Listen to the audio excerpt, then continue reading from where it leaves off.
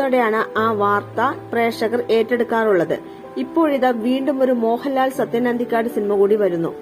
ഹൃദയപൂർവ്വം എന്ന് പേരിട്ടിരിക്കുന്ന പുതിയ സിനിമയെക്കുറിച്ചുള്ള വിവരങ്ങൾ സത്യൻ അന്തിക്കാട് തന്നെയാണ് ഫേസ്ബുക്കിലൂടെ അറിയിച്ചിരിക്കുന്നത്.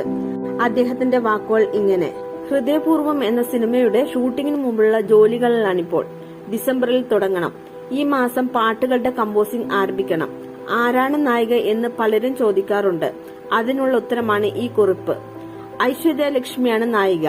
മായാനദിയിലും ഞണ്ടുകളുടെ നാട്ടിൽ ഒരിടവേളയിലും വരത്തലിലുമൊക്കെ ഐശ്വര്യയുടെ മികച്ച പ്രകടനം നമ്മൾ കണ്ടിട്ടുണ്ട്.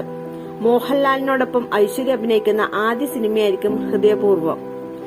മറ്റൊരു പ്രധാന കഥാപാത്രത്തെ അവതരിപ്പിക്കുന്നത് ചിന്താവിഷ്ടയായ ശ്യാമളയിലൂടെ നമ്മളെ വിസ്മയിപ്പിച്ച സംഗീതയാണ്. ആശീർവാദ് സിനിമാസിന്റെ ബാനറിൽ ആന്റണി പെരുമ്പാവൂർ നിർമ്മിക്കുന്ന ഹൃദയപൂർവ്വം ഒരു നല്ല ചലച്ചിത്രാനുഭവമാക്കാനുള്ള ശ്രമത്തിലാണ് ഞങ്ങളെല്ലാവരും.